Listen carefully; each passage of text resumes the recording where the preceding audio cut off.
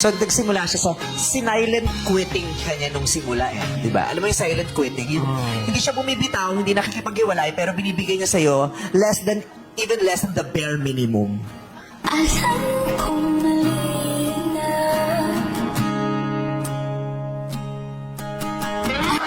Kung nararamdaman mo na malamig na sa'yo at nararamdaman mo na hindi ka na mahal, ikaw na mismo ang magsabi sa sarili mo, tama na, suko na ako, ayoko na. Diba yung hindi kayo hiwalay, nandoon siya, pero hindi ka niya masyadong kinikibo. Parang kunyari, magkatabi kayo sa kama, pero hindi ka na niyayakap. Correct. Sabay kayo kumakain, pero hindi ka na kayo nag-uusap. Di ba dapat kapag in a relationship ka, masaya ka? Masaya kang nagkukwento ng relasyon ninyo. Masaya ka kasi alam mo na yung lalaki na ito ay binibigyan ka ng sapat na pagmamahal at ikaw rin sa kanya. Hindi rin kasi pwede na ikaw lang ang nag-e-effort. Yung silent quitting. Pinaparamdam na. Silent quitting.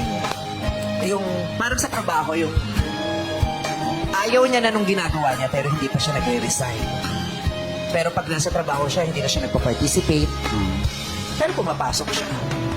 Tatanungin kita. Actually, hindi na kita kailangan tanungin kung masaya ka eh. Kaya, bakit ka malungkot? Kasi, hindi ka masaya sa relasyon ninyo. Ba't hindi ka masaya sa relasyon ninyo? Kasi, hindi mo nararamdaman na pinapahalagahan ka. Hindi mo nararamdaman na mahal ka. So, bakit ka pa mananatili? So, nahihirapan ka lalo habang sinisiksik mo yung sarili mo sa isang tao na hindi ka naman mahal. Alam mo yun? Yung parang pinipilit mo yung sarili mo na magkasya sa isang pintuan na first and foremost, hindi ka naman kasya. Silent quitting, ganun ang ginawa mo sa kanya. Hanggang done, ayaw ko na. Opo, tinigilan ko na din po talaga. Kasi ayoko nang marinig yung explanation niya. Kasi kung ano po yung sinabi niya ng una, ganun din po uli yung sasabihin niya ngayon. Ang problema lang sa maraming babae, okay lang sa kanila na ginaganon sila. So, ikaw na yung mag-make ng choice. Ikaw na yung mag-make ng choice. O kasi wala namang pagmamahalan na nararamdaman dito. Ikaw na, do the honor of telling that to him and stopping your relationship para makapag-move on ka na.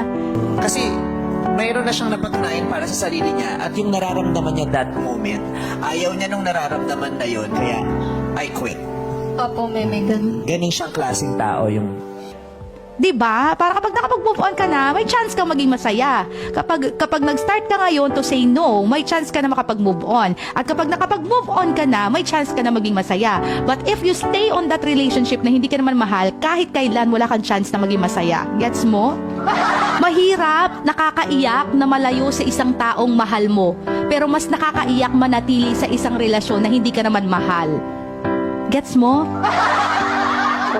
Okay? Mahirap mag-let go ng isang taong you love the most. But it's harder to stay in a relationship where there is no enough love at all.